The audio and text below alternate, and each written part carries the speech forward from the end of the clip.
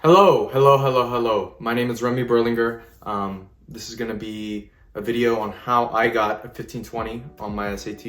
I'll throw some proof somewhere on the screen. So essentially I got a 1520. I self-studied for most of it. I had a tutor at the end that I only had for like 2 weeks, and it's arguable whether he helped at all, to be honest, but honestly, these are the tips that I would give to anyone who is also trying to self-study their way to a 1500 plus 1520 like me. So let's get started. All right, so first tip, you need to realize what the SAT really is. Score high on the SAT, you don't have to be a master reader, you don't have to have the most amazing math skills. To score high on the SAT, you need to know how to take the SAT. Understanding how the SAT words questions, understanding the approaches to the different types of questions on the SAT, that's so much more important than the actual math skills and reading skills, which still are necessary, but they're not as important as you think. Second tip, you need to set a time that you're going to study every day, and you need to stick to it. You need to commit to it. The most significant contributor to getting a 1500 plus on the SAT, or even just a high score in general, is consistency. And I mean daily practice, even if it's only 30 minutes. And a lot of people might ask, okay, studying for the SAT every day seems a bit excessive. No, I mean, I have a life, right? I have things outside of studying for the SAT I'd like to do. Sure, but everyone's got 30 minutes. And here's the thing about studying for the SAT that I realized is that it sucks. It's really boring. This is going to be one of the most annoying things you have to do to get out of the way in your high school career so you can get into a good college. But that means you're gonna have to use a lot of discipline. That's what I noticed in my journey, is I had to use a lot of discipline. There are a lot of days that I woke up and I was like, the last thing I want to do is study for the SAT. Like, I would genuinely do anything else. But you have to do it, right? And consistency is key. But unfortunately, unless you're David Goggins, and you can force yourself to do even the most horrible things like studying for the SAT, you have to set a time that you're gonna do it and you stick to it. It'll make it so much easier.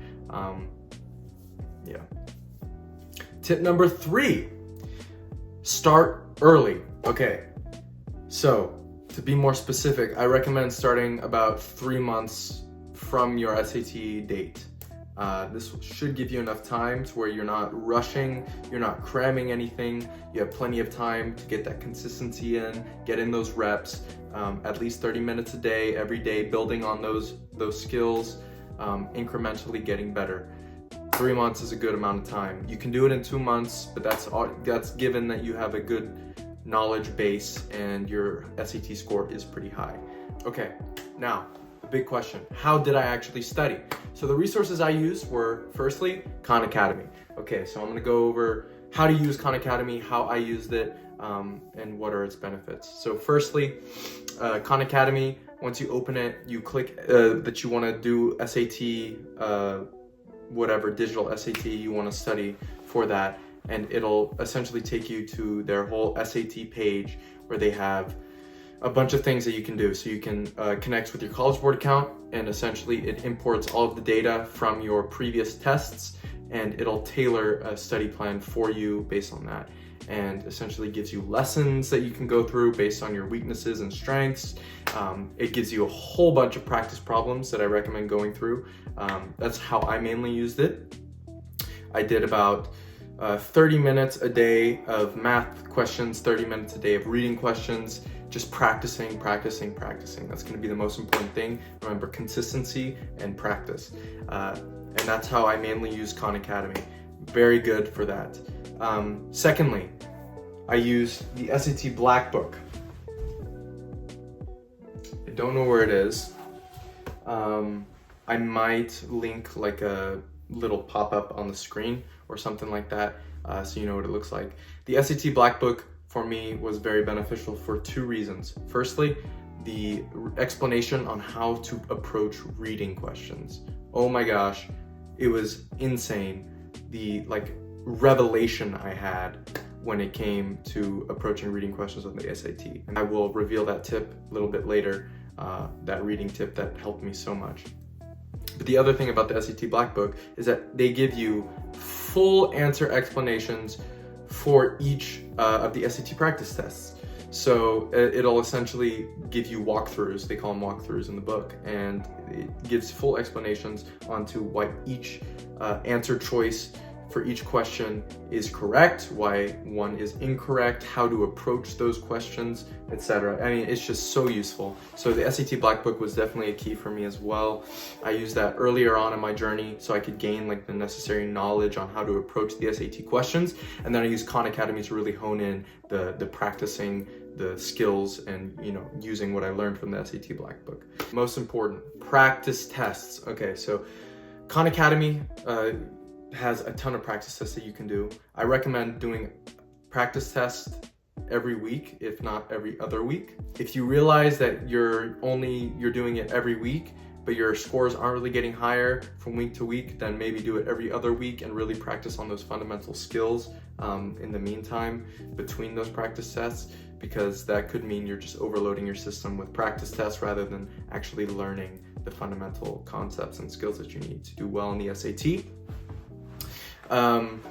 But another thing about practice tests that's probably even more important than taking them is that you need to analyze what you get wrong. And I mean every question that you get wrong. Just really making sure that you see those mistakes, you see where you're making recurring mistakes, and then going over those, iterating over those, making sure you're not making those silly mistakes anymore, because those silly mistakes will mean the difference between a 1500 plus and a 1400 or a 1450. It really, once you're getting those top scores, it's really all about perfection and making sure you're not missing or making any silly mistakes. Another quick tip is for the reading section and the writing section, just reading a lot is going to be really helpful. And so this is something you can do sort of if you're younger, if you're a freshman or a sophomore, you can start reading, making it a habit, a daily habit. Again, consistency is key with any of these skills. And so just reading a lot, making sure you're reading a wide variety of media and books, and you're not just reading fiction, but you're also reading history, and you're also reading some science, and this will really help you just broaden your reading skills. There are some miscellaneous tips. Like I mentioned with the SAT Black Book, the reading test, here is a key tip that hopefully will enlighten you. The answer to every question is either explicitly stated or demonstrated in the passage.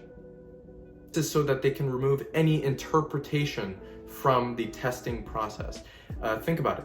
For a standardized reading test, if you have questions that can be interpreted differently, if you're having a passage where certain pieces of it can be interpreted differently and you're asking questions on that, you're not going to get a very standard result, and it's going to be a lot harder to actually grade it. For the writing and the math section, I recommend getting good at the fundamentals, knowing, for example, how to solve systems of equations, knowing the advanced math concepts. So this means going into Khan Academy and taking the lessons and really practicing those, because it's one thing to practice a lot, which is amazing and will help you a lot, but to get those top scores, you really need to have those skills locked in so that you know how to approach those questions and solve them immediately.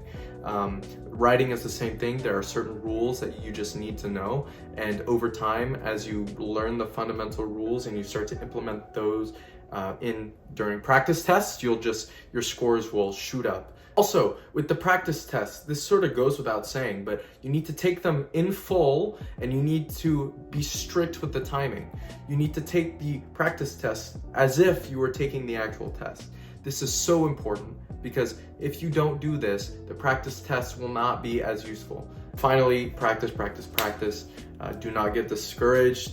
Do not stop practicing. This is something that you need to make a habit for the next 3 months. And trust me, it is worth it. The satisfaction of getting a 1500 plus after putting in all that effort, it's more than just the score on the SAT. It's proof that consistency and dedication does bring results. Other than that, those are my top tips, and sort of that's how I got a 1520 on the SAT, and I hope this was valuable. I hope you can put into practice some of the things I said, and maybe use some of the resources like the SAT Black Book or things like that to really help you on the SAT. And I hope that you get a 1500 plus on your next SAT. I hope you enjoyed. Peace out.